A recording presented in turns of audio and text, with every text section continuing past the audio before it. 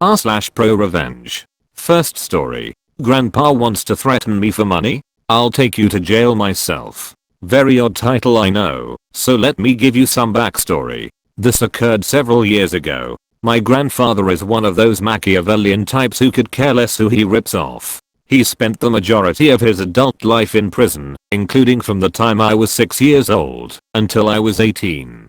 Essentially, he can't manage to stay clean from any drug he can get his hands on, heroin especially, and it leads to him committing robberies. The length he stayed during my childhood was for robbing a bank. After release, he is constantly stealing from his very elderly mother and doing every underhanded thing he can think of to avoid having to actually work. So after I graduate, I begin to work in the corrections field. After a couple years in prisons, I managed to land a great job with the county home confinement office. This was great until my grandpa, in a drug withdrawal induced lack of reason, decided to rob a pharmacy and is placed on home confinement as a condition of his bond. I lived in another county than he did, but he managed to come to the city I live in to commit the crime, thus forcing him to find residence in my town to serve his home confinement. So, he gets placed on home confinement, and I explain to my supervisor, who I have a great relationship with, the situation. My supervisor doesn't really worry about it, because he understands I have no real relationship with him, and I'm not going to treat him any different than anybody else on our caseload. Everything goes fine for a couple weeks until my grandpa starts texting me when he knows I'm on call to try to get out of the house. I tell him that I can't let him do that, and he begrudgingly accepts that. Over time, he is constantly trying to get favors more and more. Family members asking me to deliver him money and groceries because I live in the same town, etc. Eventually, he gets hard up for money because his family source has cut him off and starts asking me. I tell him I can't do that, and even if I could, I didn't have the money to give. He isn't having that, so he decides to threaten to leave home and come to my house and tell my supervisor I gave him permission. Obviously, if he did this, it would show on GPS that he was at my house, and that would look bad, no matter what the circumstances. I decide to call his bluff, and because of the escalation, I figured it was time to handle the situation before he takes it any further. The next morning, I tell my supervisor he should call him in for a random drug screen. This happens, and to no surprise, he hits positive for opiates and cocaine. This puts him in violation of his terms of release, and I have the honors of putting him in handcuffs and driving him to jail myself. Upon his court date, because I was the one who charged him with violating home confinement, I got to go to his court hearing to find out if they would reinstate him. The judge asked if the home confinement office is okay with taking him back. Our local judges always ask us this on violations. I told him no, so my grandpa had to spend the next 8 months in jail. TL. Doctor had to supervise scumbag grandpa on home confinement. He decided he could try to extort me, and I sent him to jail for 8 months. Second story. Don't want to pay me my last paycheck? I'll take a full month of PTO instead. This is actually my wife's story, but a few years ago my wife had just landed a job as a dental assistant.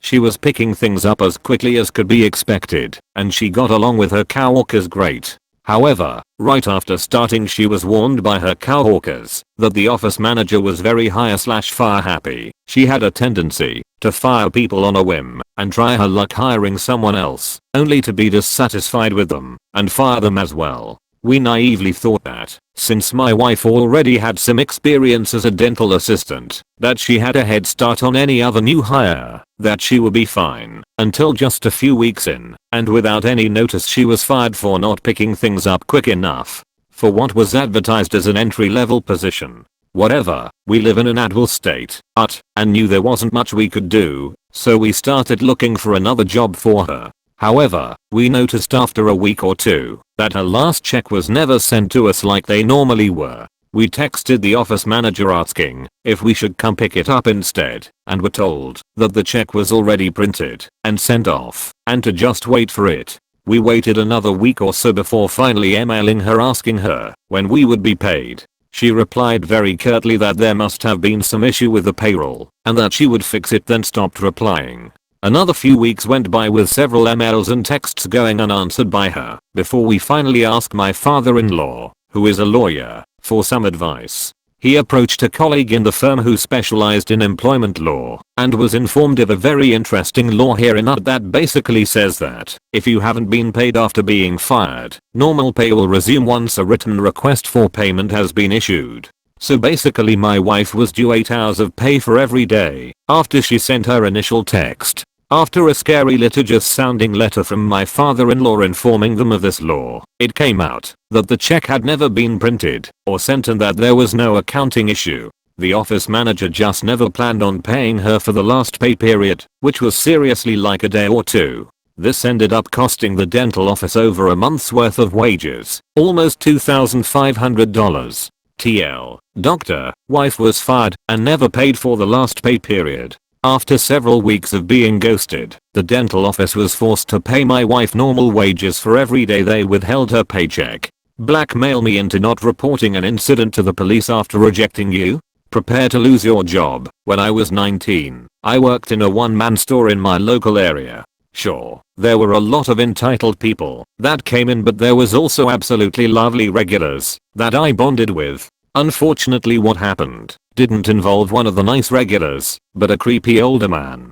The man was probably in his 40s, dirty and just an outright creep. The shop didn't have any panic button, so when he came in I was on my own. He was a pervert who would just come in to harass me. He would lean over the counter to stroke my arms, make disgusting derogatory comments towards me, and try to feel me up anytime I left the counter. I hated working there because of this guy. I reported him to the manager multiple times but nothing was ever done. I even showed him the CCTV but again, nothing would happen. One day, the man came in saying to me extremely sexual things and tried to grab my breasts. I just snapped. I shoved him away from me, telling him to get out of the store and that if he didn't stop I would report him to the police. The guy laughed at me and said there was nothing I could do until I pointed at the cameras. This enraged the guy, and he told me how he knew I lived in the area, so if he finds me, I would end up in a hospital because of the things he would do. He left but I was absolutely terrified.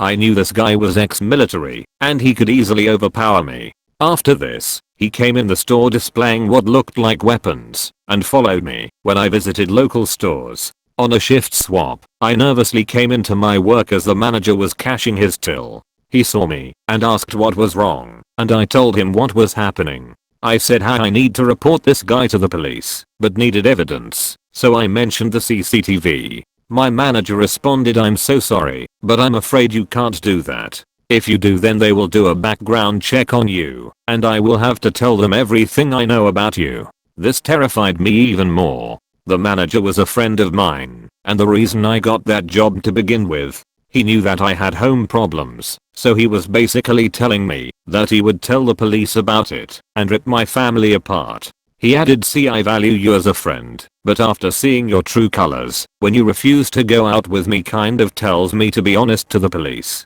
Do you really want to involve them?" It became evident that the reason he never handled my complaints before is because I rejected him. He asked me out a few times which I rejected, but didn't think much of it. Sadly this got to me, and I never reported what happened. As scared as I was, I didn't want my family to be destroyed, and wasn't going to go out with him, just to get the evidence I needed. Instead, I started to plot my revenge against the manager. The area manager and my manager were good friends. He let him off with everything during inspections, but rumor had it that the area manager was moving to a different location, meaning that a new one would come in and do an inspection. Knowing this, I patiently waited to see if this was true. One day, I went in and saw a man I had never seen before. It was the new area manager, and he was in doing an inspection while the manager wasn't there. Turned out he met the manager before and did not like him one bit, so he was trying to find something to fire him.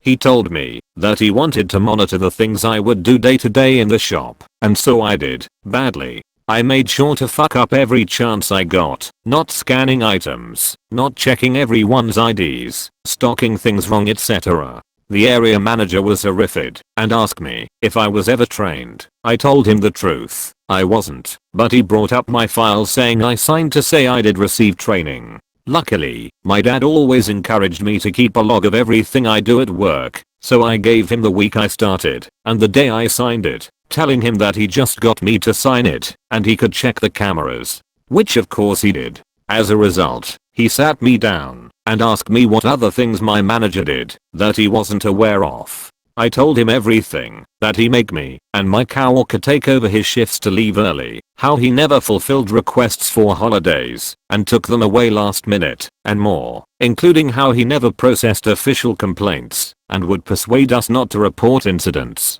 He asked what kind of incidents, and I told him about the customer and how he blackmailed me not to report it to the police, saying how the only way he was going to help me was if I dated him. The area manager was disgusted and asked if I had all the relevant dates to prove what I was saying. I handed him my logbook and said that I felt awful telling him all this as I didn't want anyone to get into trouble. That was a lie. Of course I wanted results. The area manager reassured me that nothing was going to happen to me as this was all on the manager. I didn't hear much of it until eventually my manager never came into work and a new guy was there. I asked where the manager was and was told he got fired. Turned out he had a hearing that he thought was just about how he managed the store, when it was actually a lot more serious than that. He wasn't just pulled up on what happened with me, but it was revealed he was falsifying paperwork and falsifying his hours. He was stealing money from the store. So he was subsequently fired for falsifying documents, mistreating staff, abusing his power and stealing. The latter he was getting taken to court for. The area manager used everything I said against him. I quit a little after this, but have a great relationship with the new manager. He is a kind, professional man. I also moved and never saw the customer again. I checked social media and my old manager had blocked me on everything. I haven't heard from him personally since, but heard that he claims I'm lying and that I was a spiteful bitch. At least he wasn't entirely wrong. I'm a spiteful bitch.